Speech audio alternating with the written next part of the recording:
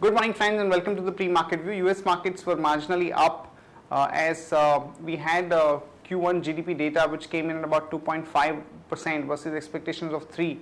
So weaker than expectations, but the markets had corrected in the previous session, so there was not much of a cut in the markets.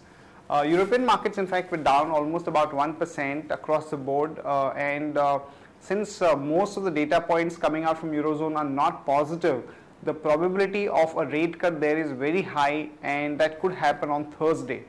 When we look at the Asian markets, China and Japan both are shut today, but the rest of the markets are flat.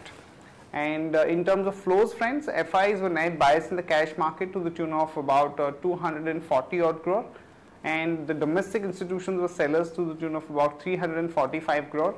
And in the index futures, the FIs were net biased to the tune of about 290 odd crore. And in the stock futures, we've seen that in the last about 3 to 4 sessions, FIs have been sellers to the tune of about 300 odd crore. Back home, our markets on Friday were slightly weak in the last couple of hours session, as the ICICI numbers were not that positive, and we had cut across some of the banking stocks and even some of the frontline names. So it remains to be seen where do we go from here, given that most of the regulatory authorities are looking at some kind of a rate cut even in India and Eurozone as well as in US. On that note, let me invite Sadhana to take us through important F&O cues, data and strategies that we can have in the F&O markets. Good morning friends, let's have a view on derivatives. Last week markets closed on a positive note on the back of overseas inflows, as FIs were net buyers of approximately 5,271 crores in last week. And on Friday, markets traded in a narrow range of approximately 40 to 50 points, as market participants remained on the sidelines ahead of RBI's monetary policy on this Friday. And as we have seen, around 8.56 lakh shares were added in open interest, and Nifty futures premium also increased from 6 point to 16 odd levels, indicating long positions were accumulated on Friday's trade.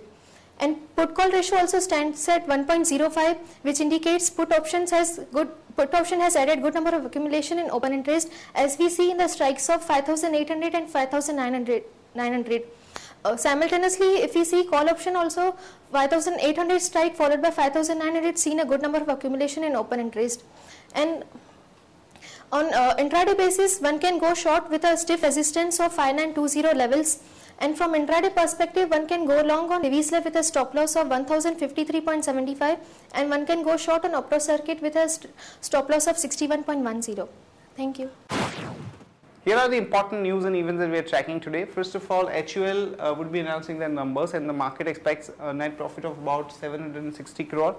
And some section of the market believes that the actual volume growth during this quarter was much lower than the expectations of about 4 to 5%. So the net profit also could be much lower than 760 crore, and in that case, that could be a negative reaction in the HUL stock price in today's market. Sterlite Industries, we are looking at a net profit of about 1460 crore, and in case of Extide, we are looking at a net profit of about 131 crore. Maruti came out with extremely good set of numbers, and the actual net profit was almost about 1148 crore versus the expectation of 787 crore. So Maruti stock has already run up, but there is a room for some more upside given the positive sentiment and earnings upgrades that Maruti company is witnessing. IMD has come out with a normal monsoon forecast for the country.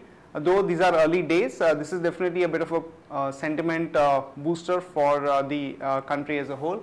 And Federal Bank came out with numbers on Friday. The numbers were slightly below expectations at about 222 crore versus expectations of about 237 crore.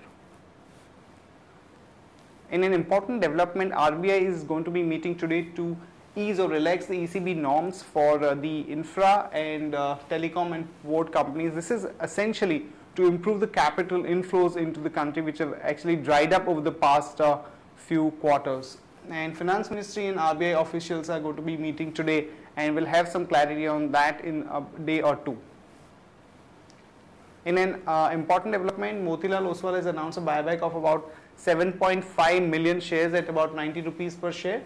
The company also came out with good set of numbers, and Bharti Airtel would buy optical network gear from a US based company to improve its undersea cable network capacity.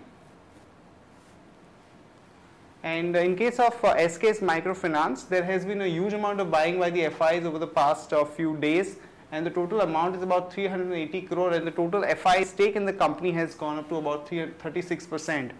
And in case of Tata Steel, the company has warned the British government that it plans to shut down their research and development facilities in the country and move those jobs to the other parts, including India.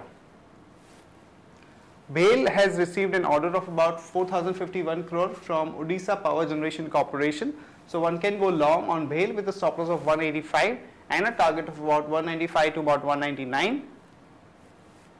Suzlon, some positive news as the RE power system is likely to cut as many as about 750 jobs worldwide, which would result into a cost cut of almost about 100 million euros for the company. So one can go long on Suzlon with a stop loss of 13.60 and a target of about 14.75 to 15.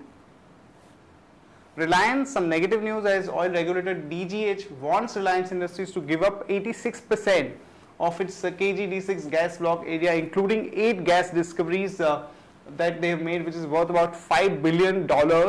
This is essentially because of the fact that the company has overshot on its target of developing that particular field.